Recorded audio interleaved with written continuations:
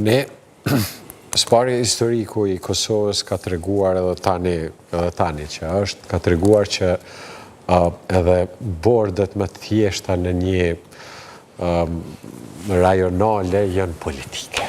Do të jenë dakordime politike, janë të afërm, janë të nepotizëm, ku diun e gjona të tilla. Do thot e lërmo pozita e presidentit. Pozita e presidentit është pozita ma politike në vend, përkundër faktit që pastaj me kushtetutë qëndron mbi partitë politike dhe nuk duhet jetë antari asnjë pasi ta marrë pozitën të kry funksione tjera. Mendoj që kjo është çështje e dakordimit të partive politike. Dhe në këtë mes, siç e potencuat edhe ju, vetëvendosja si partia fituese, historiku i shkurt ka treguar që parapëlqen të kemi një personalitet nga ona vetëvendosës, që t'jetë kryetari i vendit, presidenti i vendit, pastaj ka shku me matematika tjera, jo familja nga shoqëria civile kërkoj. Jo familja Ashari, jo shoqëria civile e tjera. Mirë po këtu lindin pyetjet pastaj pse duhet të bëhet dikush subjekt i aspekteve publike, trajtimeve publike për çështjet pa pasur dakordime politike.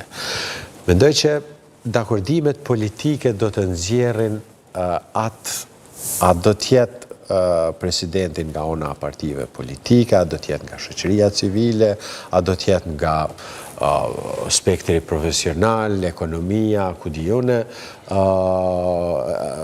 apo spektër tjetër profesional, është çështja e marrëveshjeve politike.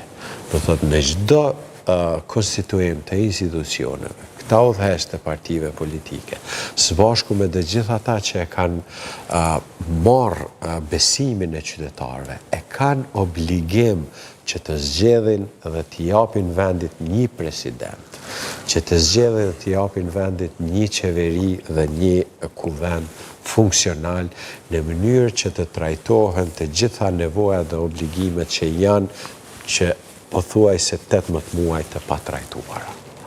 Dhe kur jemi, se du të diskutojmë pak edhe rrjedhën e gjërave, si do jenë skenarët e ndjekur në ditët në vazhdim, kur fillojnë rrjedhin afatët kushtetuese për krijimin e krejt institucioneve tashmë. Pako, ka një interpretim të kushtetutës dhe aktgjykimit të fundit të kushtetues nga ish-kryetari i gjykatës kushtetuese, i cili thotë se fillimisht do duhet konstituoj kuvendi, të zgjidhej presidenti, pastaj do vije në radhë qeveria.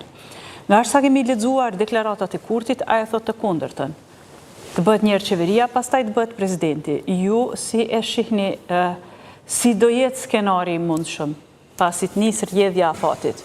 Së ne vlerësojmë që gjykimi i gjykatës kushtetuese nuk e ka specifikuar duhet jetë presidenti i pari apo qeveria e para. Nuk e di se si e ka interpretu profesori i nderuar këtë çështje, mirë po prap kjo është çështje e dakordimeve politike. Nëse partitë politike u theksua çështja e hyrjes në qeveri, mirë po nëse e kujtoj mirë, partitë politike e kanë trajtuar këtë çështje edhe më herët, për shembull nëse s'gaboj LDK-ja ka trajtuar edhe më herët këtë çështje që të hyet në qeveri kur partia e parë ka numrat që kur do të bëj ristrukturime të qeverisë dhe pastaj të shkoj vetë. Dhe kjo është ajo garanca institucionale kur zgjidhet presidenti në formë të marrëveshjes politike dhe krijon një farë garance institucionale të mbrojtjes interesave të partive politike.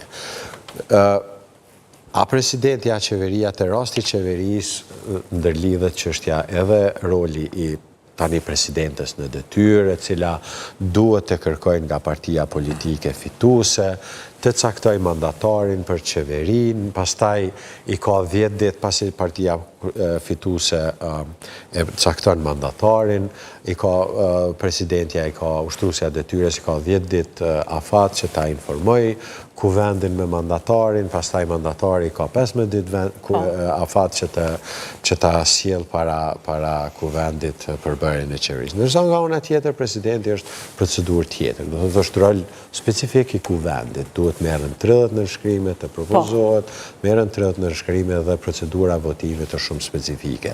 Do të jenë 2 procedura të ndara. Mirë po është çështje e kalkulimeve politike të partive politike, sa atë shkohet më pari me presidentin apo me qeverinë.